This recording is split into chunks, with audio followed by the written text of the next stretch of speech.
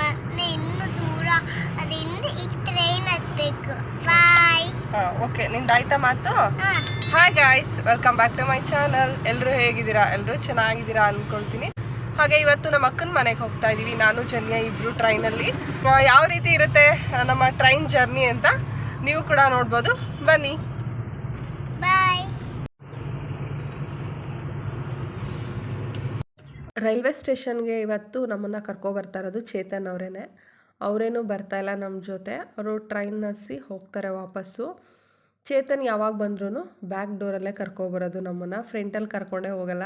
ತುಂಬ ರಶ್ ಇರ್ತಾರೆ, ಹಾಗೆ ಟಿಕೆಟ್ ಎಲ್ಲ ತೊಗೊಳಕ್ಕೆ ಸ್ವಲ್ಪ ಕಷ್ಟ ಆಗುತ್ತೆ. ಬ್ಯಾಕ್ ಡೋರಲ್ಲಾದರೆ ಜನ ಕಡಿಮೆ ಇರ್ತಾರೆ, ಬೇಗನೆ ಟಿಕೆಟ್ ತೊಗೊಂಡು ಆರಾಮಾಗಿ ಹೋಗ್ಬೋದು ಅಂತ ಹೇಳಿ ಇದು ಬ್ಯಾಕ್ ಡೋರು. ಹಾಗೆ ಚೇತನ್ ಕೂಡ ಟಿಕೆಟ್ ತೊಗೊಳಕ್ಕೆ ಹೋಗಿದ್ದಾರೆ. ಟ್ರೈನ್ದು ಟೈಮಿಂಗ್ಸ್ ಬಂದು 10:30ಗೆ. ನಾವೊಂದು 15 ನಿಮಿಷ ಮುಂಚೆನೇ ಬಂದಿದ್ದೀವಿ. ಟ್ರೈನ್ಗೆ ಒಂದು 15 ನಿಮಿಷ ಮುಂಚೆನೇ ಇರಬೇಕು. ಹಾಗಾಗಿ ಚೇತನ್ನು ಟ್ರೈನ್ ಹತ್ತಿಸ್ಬಿಟ್ಟು ಹೋಗ್ತೀನಿ ಅಂತ ಹೇಳಿ ಅವರು ಕೂಡ ಪ್ಲ್ಯಾಟ್ಫಾರ್ಮ್ ಟಿಕೆಟ್ ತೊಗೊಂಡು ಬಂದರು. ನಾವು ಬಂದು ನೋಡೋ ಅಷ್ಟರಲ್ಲಿ ಟ್ರೈನ್ ಕೂಡ ಆಲ್ರೆಡಿ ಬಂದು ಪ್ಲ್ಯಾಟ್ಫಾರ್ಮಲ್ಲಿ ನಿಂತಿದೆ. ಜನಗಳೆಲ್ಲ ಆಲ್ರೆಡಿ ಕೂತಿದ್ದಾರೆ. ಸ್ವಲ್ಪ ಟ್ರೈನು ಕೂಡ ರಶ್ ಆಗಿದೆ ಇವತ್ತು. ನಾವು ಹೋಗ್ತಾ ಇರೋದು ಹಾಸನ ಸೈಡು, ಅಕ್ಕನೂರು ಬಂದು ಹಾಸನ ಹತ್ರನೇ, ಅಲ್ಲಿಗೆ ಹೋಗ್ತಾ ಇದ್ದೀವಿ. ಜನ್ನಿಂಗೆ ತಿನ್ನೋಕ್ಕೆ ಅಂತ ಹೇಳಿ ಅವ್ರ ಅಪ್ಪ ಕೆಲವೊಂದು ತಿಂಡಿಗಳ್ನು ಕೂಡ ಮೊದಲೇ ತೆಗೆದು ಕೊಟ್ಬಿಟ್ಟು ಹೋದರು. ಅವಳು ಟ್ರೈನಲ್ಲಿ ತಿಂಡಿಗಳನ್ನೆಲ್ಲ ಮಾರಬೇಕಾದ್ರೆ ನನಗೆ ಅದನ್ನು ಕೊಡಿಸು ಇದನ್ನು ಕೊಡಿಸು ಅಂತಾಳೆ. ಹಾಗಾಗಿ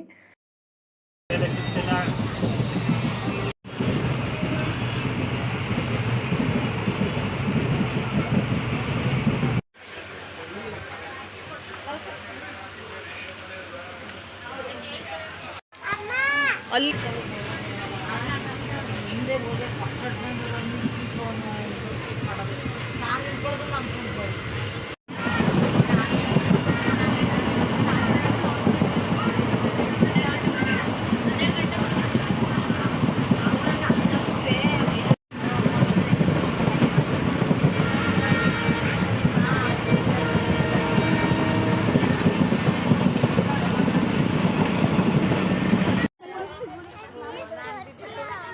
ಅಲ್ಲಿ ಅಕ್ಷಯ್ ಬಂದಿರ್ತಾನೆ. ಅಕ್ಷಯ್ ಅಕ್ಷಯ್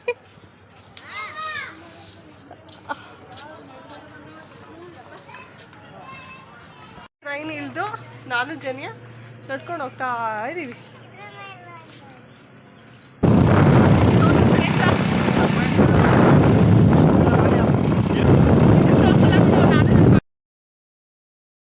ರೈಲ್ವೆ ಸ್ಟೇಷನಿಂದ ನನ್ನನ್ನು ಜನ್ನಿನೂ ಅಕ್ಷಯ್ ಕರ್ಕೊಂಡು ಬಂದ. ಅಕ್ಷಯ್ ನಮ್ಮ ಅಕ್ಕನ ಮಗ. ಹಾಗೆಯೇ ರೈಲ್ವೆ ಸ್ಟೇಷನ್ ಬಂದು ಅವ್ರ ಪಕ್ಕದೂರಲ್ಲಿದೆ.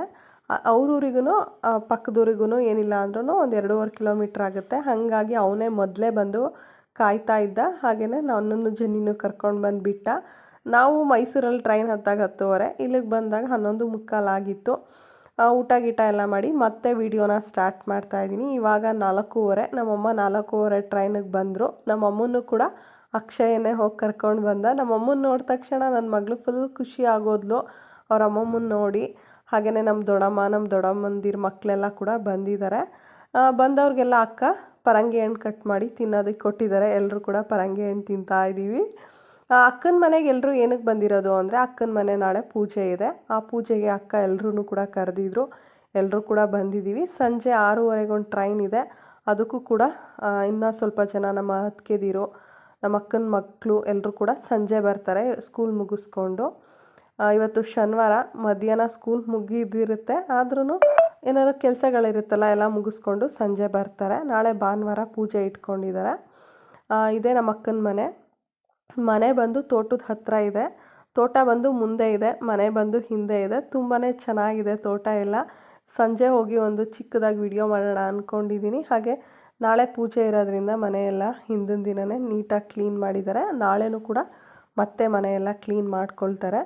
ಸಂಜೆ ತೋಟಕ್ಕೆ ಹೋಗೋಣ ಅಂದ್ಕೊಂಡು ಎಲ್ಲರೂ ಕೂಡ ನೀಟಾಗಿ ರೆಡಿ ಆದ್ವಿ. ರೆಡಿ ಆಗಿಬಿಟ್ಟು ಬಂದು ಹೊರಗಡೆ ನೋಡಿದ್ರೆ ತುಂಬ ಮಳೆ. ಅಯ್ಯೋ ಎಷ್ಟು ಮಳೆ ಅಂತ ಅಂದರೆ ಭಯಾನಕ ಮಳೆ. ನೀರು ಕೂಡ ತುಂಬಾ ಹರಿತಾ ಇತ್ತು.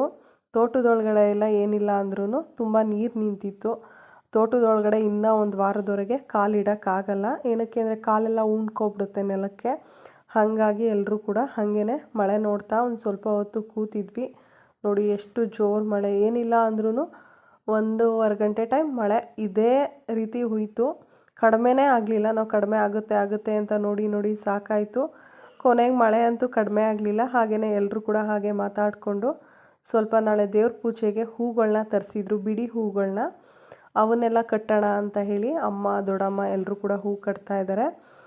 ಸ್ವಲ್ಪ ಜನ ಅಂದರೆ ಇಲ್ಲಿ ನೋಡ್ಬೋದು ಮಲ್ಲಿಗೆ ಹೂವು ಕೂಡ ತರಿಸಿದ್ರು, ಮಡ್ಕೊಳ್ಳೋದಕ್ಕೆಲ್ಲ ಚೆನ್ನಾಗಿರುತ್ತೆ ಅಂತ ಹೇಳಿ. ಕಲರ್ಸ್ದೆಲ್ಲ ಹೂಗಳೆಲ್ಲ ತೊಗೊಬಂದು ದೇವ್ರ ಪೂಜೆಗಾಗುತ್ತೆ ಅಂತ ಹೇಳಿ ಎಲ್ಲರೂ ಕೂಡ ಕಟ್ತಾ ಇದ್ದಾರೆ. ಕರೆಂಟ್ ಬೇರೆ ಇಲ್ಲ. ಹಳ್ಳಿಗಳಲ್ಲಿ ಏನಾಗ್ಬಿಡುತ್ತೆ ಅಂದರೆ ಮಳೆ ಬಂತು ಅಂದ ತಕ್ಷಣ ಕರೆಂಟ್ ತೆಗೆದುಬಿಡ್ತಾರೆ. ಕರೆಂಟ್ ಇಲ್ಲ, ಚಾರ್ಜ್ ಬ್ಯಾಟ್ರಿ ಹಾಕಿದ್ದಾರೆ. ಆ ಬೆಳಕಲ್ಲಿ ಹೂನ ಕಟ್ತಾ ಇದ್ದಾರೆ. ಇವಾಗ ಟೈಮಿಂಗ್ಸ್ ಬಂದು ಏನಿಲ್ಲ ಅಂದ್ರೂ ಒಂದು 5:30 ಆಗಿರಬೇಕು. ನೋಡಿದ್ರೆ ಆಲ್ರೆಡಿ ಒಂದು 7 ಗಂಟೆ ಥರ ಕಾಣಿಸ್ತಾ ಇದೆ. ಆದರೆ ಮಳೆ ಕಡಿಮೆನೇ ಆಗಿಲ್ಲ. ಮಳೆ ಹುಯ್ತಾ ಇರೋದ್ರಿಂದ ಸ್ವಲ್ಪ ಕತ್ಲೆ ಥರ ಕಾಣಿಸ್ತಾ ಇದೆ. ಮಳೆ ನಿಂತ ಮೇಲೆ ಒಂದು ರೌಂಡು ಹಾಗೆಯೇ ತೋಟದ ಹತ್ರ ನೋಡ್ಕೊಂಬರೋಣ ಅಂತ ಹೇಳಿ ನಾನು ನಮ್ಮ ಅಕ್ಕನ ಮಕ್ಕಳು ಬಂದಿದ್ವಿ. ನೋಡಿ ಎಷ್ಟೊಂದು ನೀರು ಹರಿತಾ ಇದೆ ಅಂತ ಹೇಳಿ. ಯಪ್ಪ ತುಂಬಾ ನೀರಿತ್ತು. ಇದು ಅವ್ರ ಮನೆಗೆ ಬರೋ ರೋಡಲ್ಲೂ ಕೂಡ ಇಷ್ಟು ನೀರು ಹರಿತಾ ಇದೆ. ನಾವು ಮಳೆ ನಿಂತು ಒಂದು 2 hours ಆದಮೇಲೆ ಬಂದಿದ್ವಿ. ಆವಾಗ್ಲೂ ಇದೇ ರೀತಿಯಲ್ಲಿ ನೀರು ಹರಿತಾ ಇದೆ. ಹೆಂಗೋ ನಾಳೆ ಪೂಜೆ ಇದೆ. ನಾಳೆ ಮಳೆ ಹುಯ್ದೆ ಹೋದರೆ ಸಾಕು ಒಂದು 6 ಗಂಟೆ ತನಕ. ಏಕೆಂದರೆ ನೆಂಟರೆಲ್ಲ ಬರ್ತಿರ್ತಾರೆ. ಇಷ್ಟು ಮಳೆ ಆದರೆ ಪೂಜೆಗೆಲ್ಲ ಬರೋಕ್ಕೆ ಬೇಜಾರು ಮಾಡ್ತಾರೆ. ಹಾಗಾಗಿ ನಾವು ಕೂಡ ಹೋಗಿ ನೋಡ್ಕೊಂಡ್ಬಂದ್ವಿ. ತೋಟದ ಹತ್ರ ಏನು ಹೋಗಲಿಲ್ಲ. ಒಳಗಡೆ ಎಲ್ಲ ತುಂಬ ಮಳೆ ಇರೋದ್ರಿಂದ ಯಾಕೆ ಬೇಕು ಅಂತ ಹೇಳಿ. ಎಲ್ಲರಿಗೂ ಬೆಳಗಿನ ಶುಭೋದಯ. ಭಾನುವಾರ ಮತ್ತೆ ಬ್ಲಾಗ್ನ ಕಂಟಿನ್ಯೂ ಮಾಡ್ತಾಯಿದ್ದೀನಿ. ಭಾವನೂ ಅಷ್ಟೇ ದೇವ್ರ ಪೂಜೆಗೆ ಅಂತ ಹೇಳಿ ಎಳ್ನೀರನ್ನೆಲ್ಲ ರೆಡಿ ಮಾಡ್ತಾಯಿದ್ರು. ನನ್ನ ಮಗಳು ಕೂಡ ಸೆಲ್ಫಿ ತೊಗೊಳ್ತಿದ್ದಾಳೆ ನೋಡಿ. ಹಾಗೆಯೇ ನಿನ್ನೆ ತುಂಬಾ ಮಳೆ ಇತ್ತು, ಆದರೆ ಇವತ್ತು ತುಂಬ ಚೆನ್ನಾಗಿ ಬಿಸಿಲು ಕೂಡ ಬಂದಿದೆ. ಬೆಳಗ್ಗೆನೇ ಪೂಜೆ ಅಂತ ಹೇಳಿದ್ದೆ, ಹೌದು 8:30ಇಂದನೇ ಪೂಜೆ ಸ್ಟಾರ್ಟು. ಹಾಗಾಗಿ ಐನೂರು ಕೂಡ ಬೆಳಗ್ಗೆನೇ ಬಂದು ಪೂಜೆಗೆಲ್ಲ ತಯಾರಿಗಳೆಲ್ಲ ಮಾಡ್ಕೊಳ್ತಾ ಇದ್ದಾರೆ. ಹೋಮ ಸುಡೋದಕ್ಕೆ ಹೋಮ ಕುಂಡನೂ ಕೂಡ ರೆಡಿ ಮಾಡ್ಕೊಳ್ತಾ ಇದ್ದಾರೆ. ನಮ್ಮ ದೊಡ್ಡಮ್ಮಂದಿರಿಬ್ಬರು ಕೂಡ ಅವ್ರೇನೇನು ಕೇಳ್ತಿದ್ದಾರೆ ಪೂಜಾ ಸಾಮಗ್ರಿಗಳೆಲ್ಲ ಕೊಡ್ತಾ ಇದ್ದಾರೆ. ದೊಡ್ಡಮ್ಮಂದಿರಿಬ್ಬರು ಕೂಡ ಇಲ್ಲಿ ಹೋಮ ಸುಡೋದಕ್ಕೆ ಅಂತ ಹೇಳಿ ಎಲ್ಲನೂ ಕೂಡ ರೆಡಿ ಮಾಡ್ಕೊಳ್ತಾ ಇದ್ರು. ಅಮ್ಮ ಮತ್ತು ಅದಕ್ಕೆ ಇಬ್ಬರು ಸೇರ್ಕೊಂಡು ಬೆಳಗ್ಗೆ ಬೇಗನೆ ಎದ್ದು ಬಾತು ಮತ್ತು ಕೇಸರಿ ಬಾತ್ ರೆಡಿ ಮಾಡಿದ್ದಾರೆ.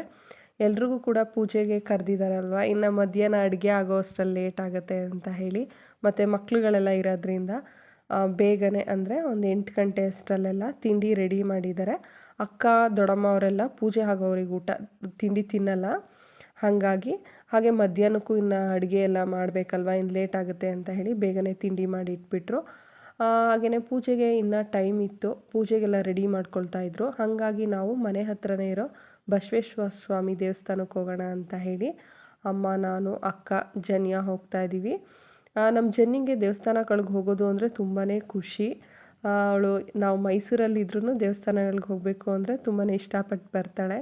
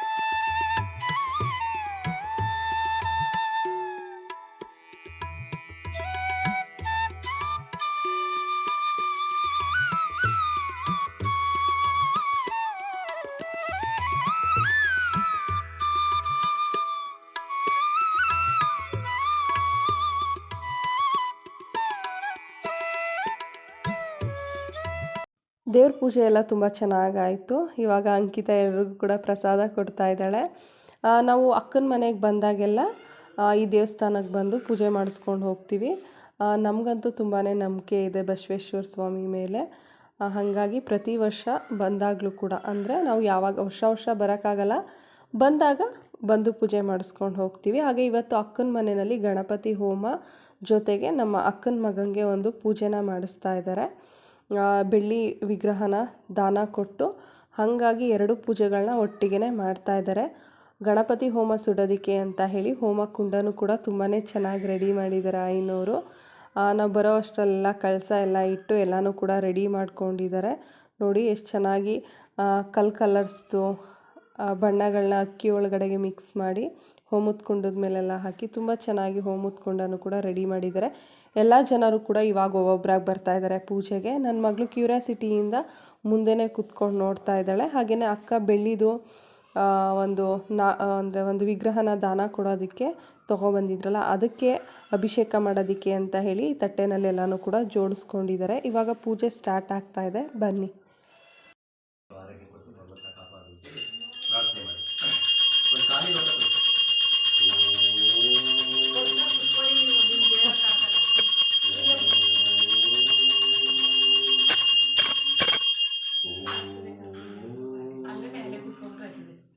ಆಗಮಾತಂತು ದೇವಾನಾಂ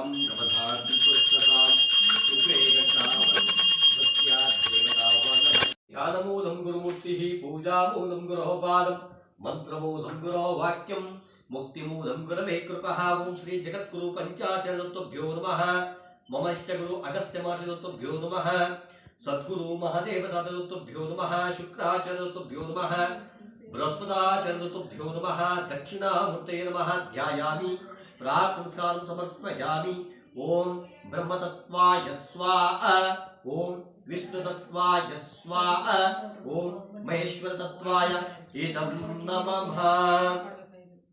ಓಂ ಭೂರ್ಭುವಃ ಸ್ವಃ ತಸ್ಯ ವಿತುರ್ವರೆಣ್ಯಂ ಭರ್ಗೋ ದೇವಸ್ಯ ಧೀಮಹಿ ಧಿಯೋ ಯೋ ನ ಪ್ರಚೋದಯಾತ್. ಶಾಂತಿರಸ್ತು ಪುಷ್ಟಿರಸ್ತು ಶ್ರೀರಸ್ತು ಶುಭಮಸ್ತು. ಗಣಾನಹಂ ತ್ವಾ ಗಣಪತಿಂ ಮಹಾಹವೇ ಕವಿಂ ಕವೀನಾಂ ಮುಪಮಸ್ತಮಸ್ತಮಂ ಜ್ಯೇಷ್ಠರಾಜಂ ಬ್ರಹ್ಮಣಸ್ಪತಃ ಆನಶೃಣ್ವನ್ ನೂತಿಭಿಃ ಶಿರಸಾದನಂ. ಶ್ರೀಮನ್ಮಹಾಗಣಪತೇ ನಮಃ. ಸಿದ್ಧಿಬುದ್ಧಿಸಹಿತ ಧ್ಯಾಯಾಮಿ ಪ್ರಾಕ್ ನಮಸ್ಕಾರಂ ಸಮರ್ಪಯಾಮಿ. ಆದಿತ್ಯಾದೀನಂ ಪ್ರದತ್ತಭ್ಯೋ ನಮಃ. ಮಹಾಮೃತ್ಯುಂಜಯ ನಮಃ. ಮಂತ್ರ ಸಮರ್ಪಯಾಮಿ. ಅಪರಾಧ ನಮಸ್ಕಾರಂ ಸಮರ್ಪಯಾಮಿ. ಎಲ್ಲ ಬಿಟ್ಟು ನಮಸ್ಕಾರ ಪ್ರದಕ್ಷಿಣಾ ನಮಸ್ಕಾರಂ ಕರೋಮಿ. ಅವ್ರಿಗೆ ಸ್ವಲ್ಪ ಈ ಕಡೆ ಬರೋಕ್ಕೆ ಆಗಕೊಡಿ. ಬೃಹಸ್ಪತಿ ಪೂಜೆ ಮಾಡಿ ನೀವು ಬಂದರೆ ನೀರು ಬಟ್ಟೆ ಜೋಪಾನ.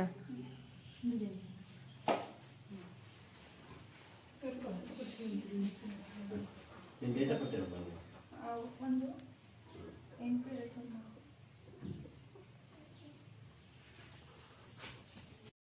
ಓಂ ಶ್ರೀ ಶರವಣೇಶ್ವರತತ್ವಭ್ಯೋ ನಮಃ.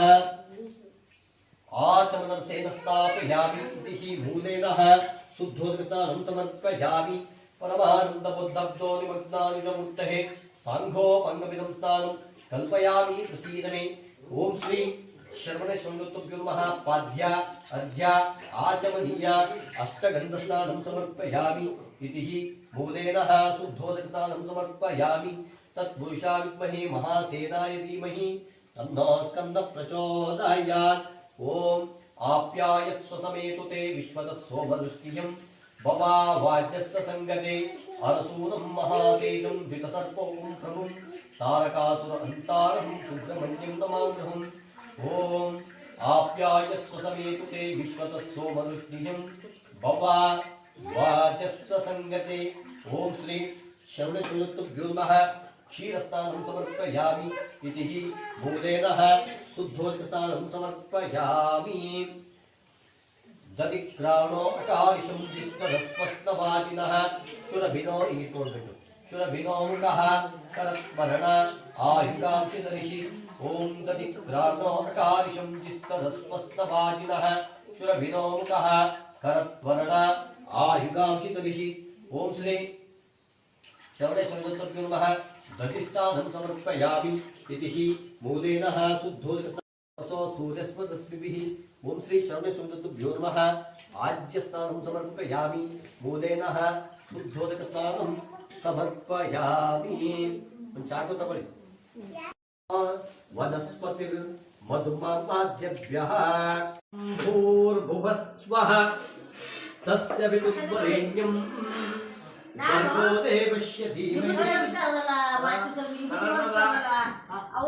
ಪ್ರಚೋದಯಾತ್ ತದೇವ ಲಗ್ನಂ ಸ್ಥಿರಂ ತದೇವ ತಾರಾಬಲಂ ಚಂದ್ರಬಲಂ ತದೇವ ವಿದ್ಯಾಬಲಂ ದೈವಬಲಂ ತದೇವ ಸ್ವಮೂರ್ತೆ ಸಾವಧಾನ ಸುಲಗ್ನೆ ಸಾವಧಾನ ಸುಪ್ರತಿಷ್ಠ ಶುಭಮಸ್ತು ಶಾಂತಿರಸ್ತು ಪುಷ್ಟಿರಸ್ತು ಶ್ರೀರಸ್ತು ಶುಭಮಸ್ತು.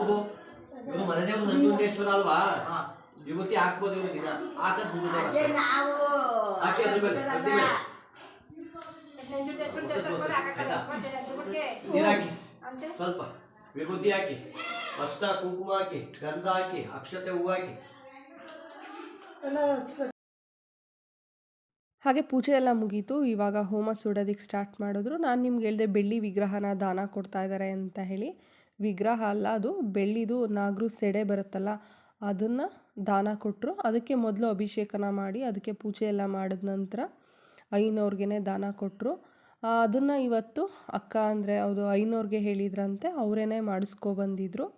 ಹಾಗಾಗಿ ನಾನು ಅದ್ರದ್ದೇನು ವೀಡಿಯೋಸ್ ಮಾಡ್ಕೊಳ್ಳಿಲ್ಲ, ಹಾಗೇ ದೂರದಿಂದನೇ ನಿಮಗೆ ತೋರಿಸ್ದೆ. ಹಾಗೆ ಇವತ್ತಿನ ವಿಡಿಯೋನ ಇಲ್ಲಿಗೆ ಎಂಡ್ ಮಾಡ್ತಾಯಿದ್ದೀನಿ. ನಿಮಗೆಲ್ಲ ಈ ವಿಡಿಯೋ ಇಷ್ಟ ಆಗಿದೆ ಅಂದ್ಕೊಳ್ತೀನಿ. ಇಷ್ಟ ಆಗಿದೆ ಪ್ಲೀಸ್ ಒಂದು ಲೈಕ್ ಮಾಡಿ. ಹಾಗೆ ನನ್ನ ಚಾನಲ್ನ ಸಬ್ಸ್ಕ್ರೈಬ್ ಮಾಡ್ಕೊಂಡಿಲ್ಲ ಅಂದರೆ ಪ್ಲೀಸ್ ಸಬ್ಸ್ಕ್ರೈಬ್ ಮಾಡ್ಕೊಳ್ಳಿ. ಹಾಗೆ ಪಕ್ಕದಲ್ಲಿ ಕಾಣುವಂಥ ಬೆಲ್ಲೈಕನ್ನ ನೀವು ಪ್ರೆಸ್ ಮಾಡೋದ್ರಿಂದ ನೆಕ್ಸ್ಟ್ ನಾನು ಯಾವುದೇ ವೀಡಿಯೋಗಳನ್ನ ಹಾಕಿದ್ರೂ ಕೂಡ ಅದ್ರ ನೋಟಿಫಿಕೇಷನ್ ನಿಮ್ಗೆ ಬರುತ್ತೆ. ಆವಾಗ ನೀವು ನನ್ನ ಎಲ್ಲ ವೀಡಿಯೋಸ್ನೂ ಕೂಡ ನೋಡ್ಬೋದು ಅಂತ ಹೇಳ್ತಾ ಇವತ್ತಿನ ಬ್ಲಾಗ್ನ ಇಲ್ಲಿಗೆ ಎಂಡ್ ಮಾಡ್ತಾಯಿದ್ದೀನಿ. ಎಲ್ರಿಗೂ ಬಾಯ್.